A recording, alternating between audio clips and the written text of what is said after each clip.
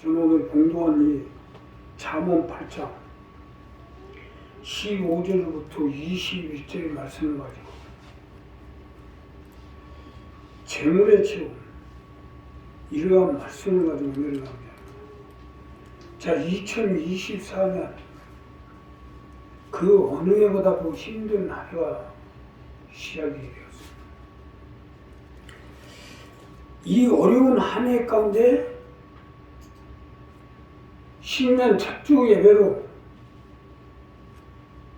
오늘 이 말씀을 가지고 병도 병이지만 세상 기후로 오나 병으로 오나 아주 극단적인 어려움에 시달려왔어요.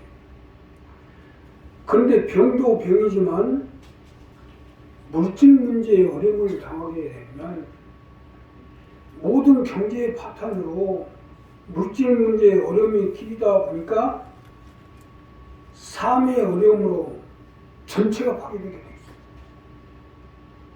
그러니 우리가 이 한 해를 시작하면서 어떻게든지 하나님 앞에 재물의 채움을 받아서 가족의 지역의 전국 승무원 약장서라는 하나님의 뜻을 받들어 행해야 됩니다. 이러한 문제가 해결되기 위해서는 어떻게 해야 되는지 본문 말씀을 가지고 은혜를 나눕니다. 첫째로요, 마음에 주님을 품으십시오. 우리가 재물의 체험을 잊기 위해서는 마음에 주님을 품으셔야 됩니다. 마음에 주님을 품을 때 재물 체험으로 얻을 수가 있기 때문입니다. 자, 본문 첫 번째로 보면 나로 말미암아 왕들이 치리하며 방백들이 공의를 세우며 나로 말미암아 제사장과 존귀한 자 곧 세상의 모든 재판관들이 다스리느니라. 나를 사랑하는 자들이 나의 사랑을 입고 나를 간절히 찾는 자가 나를 만날 것이니라. 부귀가 내게 있고 장구한 재물과 의도 그러하니라. 이것이 첫 번째로 주시는 말씀인데 주님을 마음에 품으라는 것입니다.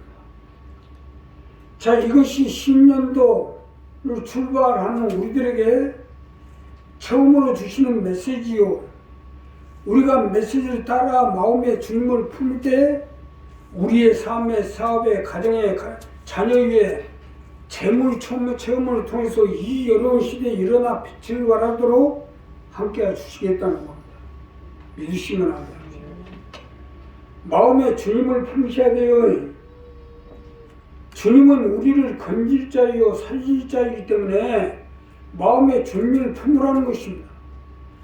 자, 재물의 체험도 여기서부터 시작되는 거예요. 모든 의가, 즉 나로 말미암아 제사장과 존귀한 자 곧 세상의 모든 재판관들이 다스리니라. 나를 사랑하는 자는 나의 사랑을 입고 나를 간절히 찾는 자가 나를 만날 것이다. 부귀가 내게 있고 장구한 재물도 그러하니라. 모든 것이 주님께 있기 때문에 주님의 마음에 품는 것이 곧 재물의 체험을 얻는 방법이라는 거예요. 재물의 체험은 여기서부터 시작되는 거예요. 이것은 세상을 살아가는 모든 사람들에게 적용되는 부분이고, 이건 제왕이 됐든 장사가 됐든 부자가 됐든 잘났든 못났든 남녀 노소 빈부 기촌을 막론하고 누구나 적용되는 부분입니다.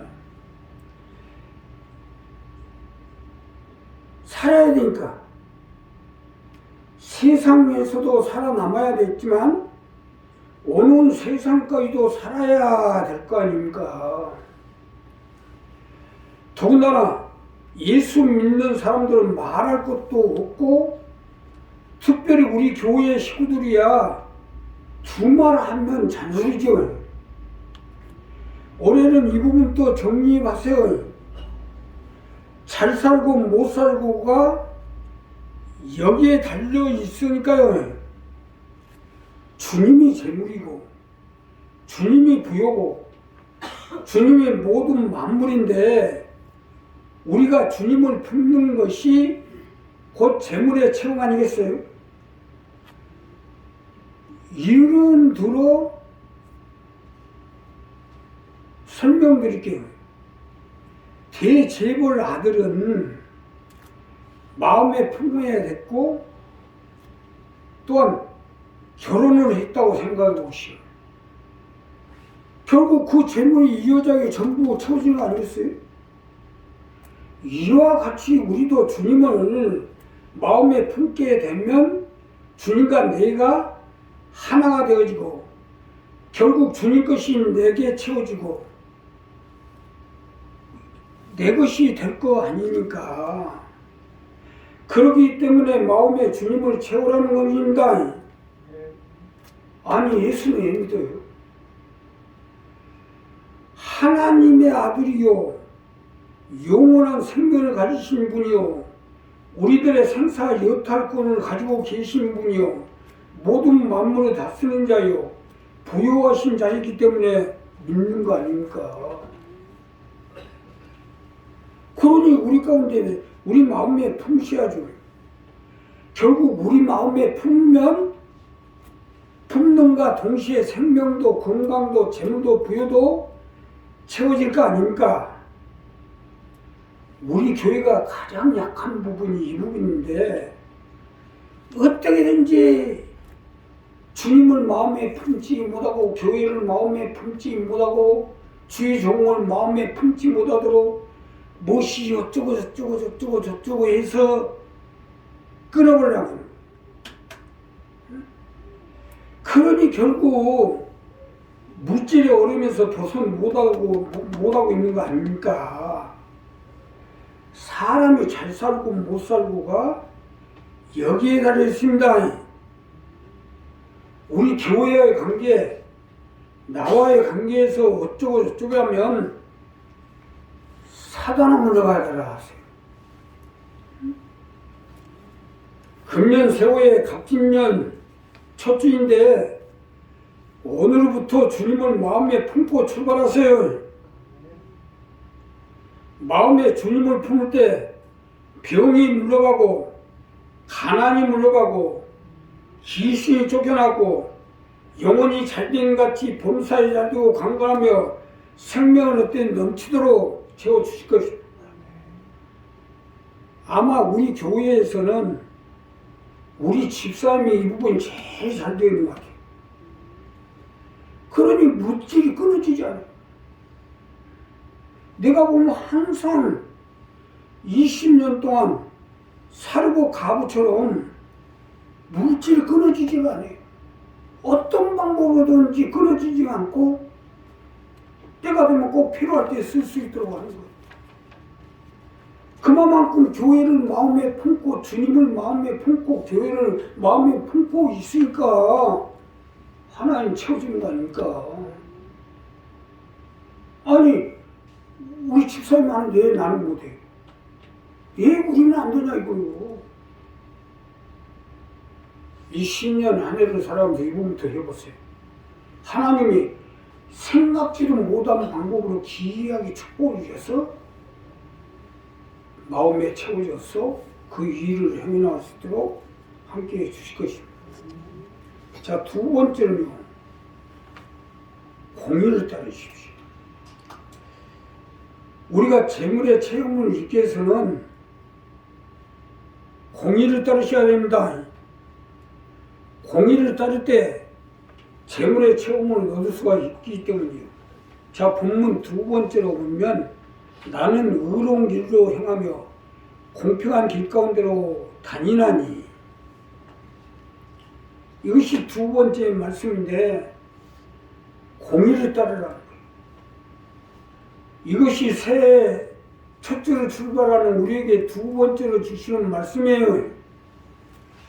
공의를 따를 때 우리 가정의 자녀의 사업의 건강에 함께 주시겠다는 것입니다. 믿으시면 하면 공의를 따르셔야 돼요. 쉽게 설명드리면 은혜를 받았으면 갚을 줄 알아야 하고 도움을 받았으면 감사할 줄 알아야 하고 건진을 받았으면 대가를 지불할 줄 알아야 하고 도리와 법도와 마땅히 행할 바를 알고 사는 것이 의로우며 공평은 각자 행한 대로 갚아주고 심은 대로 거두겠군 해주는 것이 공평해요. 공의를 따르라는 것은 이 말씀이요.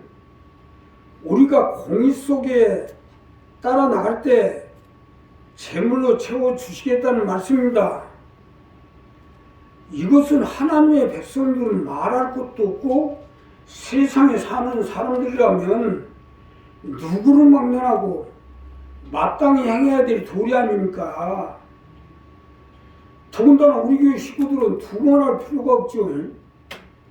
금년 새해를 시작하면서 우리가 반드시 공의를 따르셔야 돼요. 금년에는 그 어느 때보다도 세상이 어둡고 캄캄하다 보니 사람들은 점점 더 완악해져 가고 있어요. 그러나 우리는 아무리 세상이 어두워지더라도 이 어두워진 세상을 바치려면 공의를 따르셔야 해요. 어떻게 보면 어리석은 사람으로 보일지 못하지만 하늘이 있잖아요. 순천자는 흥하고 역천자는 망하리라고 했잖아요. 아무리 세상이 삭막해져도 완악해져도 우리는 공의를 따라 사셔야죠. 세상이 완악해졌다고 나까지 완악해졌다는 결국 같이 망할 거 아닙니까? 아니 세상에 이재명 대표를 죽이려고 칼도 목을 찔러놓고 태연하게 말해요. 당연한 것처럼 얘기를 하고 있어요. 그걸 가지고 또 박수 치고 있는 사람들도 있고 뭐 자신이 뭐 자해를 했다느니 자작극을 벌였다는 등 사람의 생사가 지금 죽어가고 있는데 자작극을 했다니 뭐 자해를 했다는 어쩌다 세상이 이렇게 되었어요. 공의도 없고 진실도 없고 악독과 거짓만 남고 있어요. 이대로 가다가는 하늘에서 천벌 받는다는 거 알고 다니셔야지. 이번에 이재명 대표 사건도 그래요. 이걸 악의로 행했다가는 천벌 받습니다. 알고 행해야지.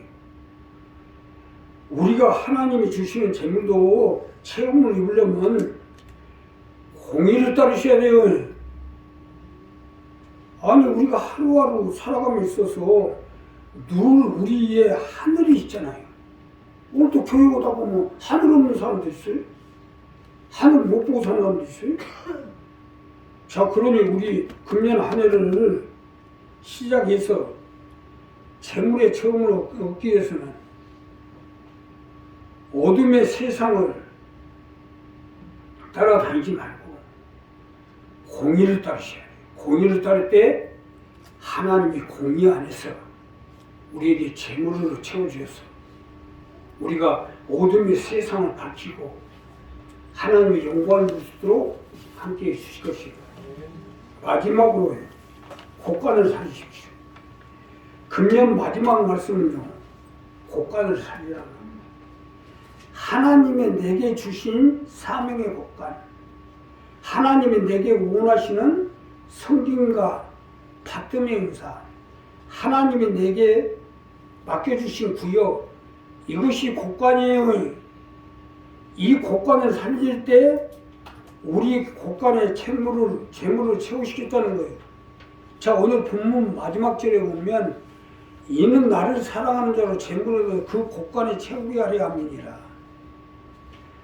이 곳간을 살릴 때 우리 곳간에 재물을 채워주시겠다는 거 아닙니까?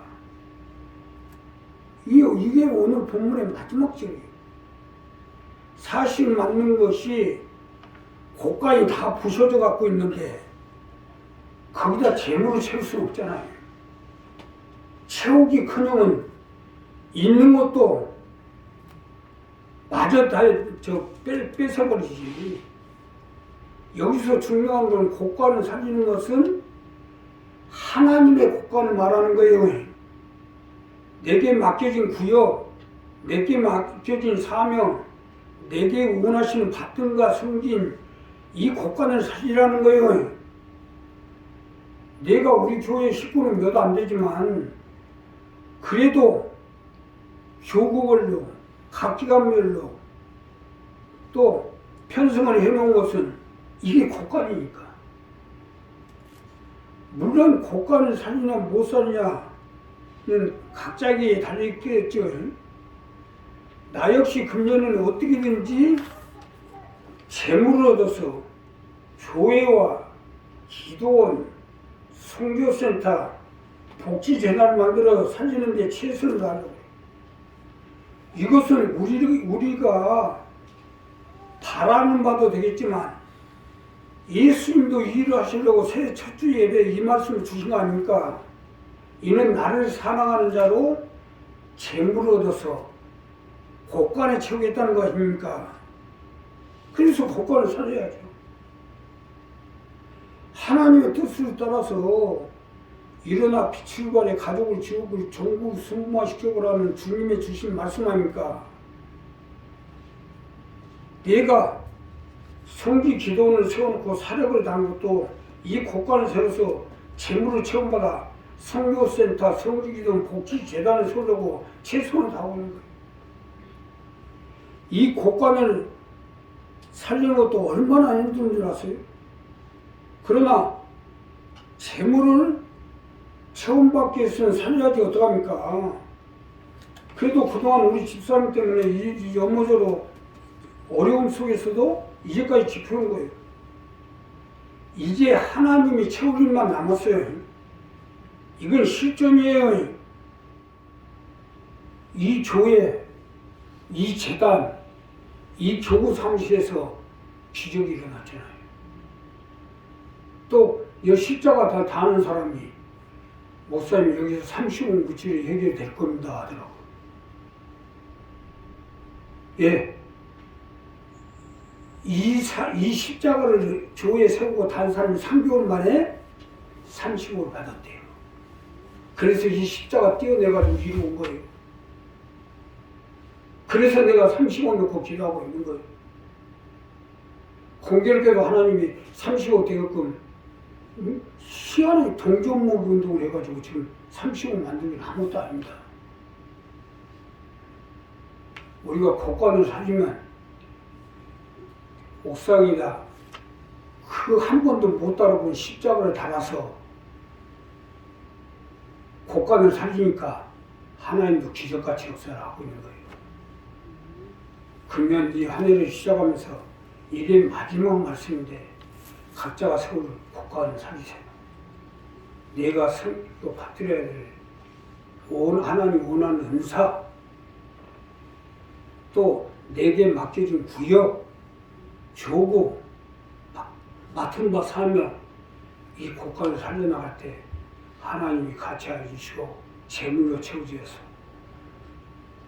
이 어두워가는 세상에서도 빛을 발해서 하나님 영광을 누릴 수 있도록 함께해 주실 것입니다. 기도하겠습니다. 감사하십니다.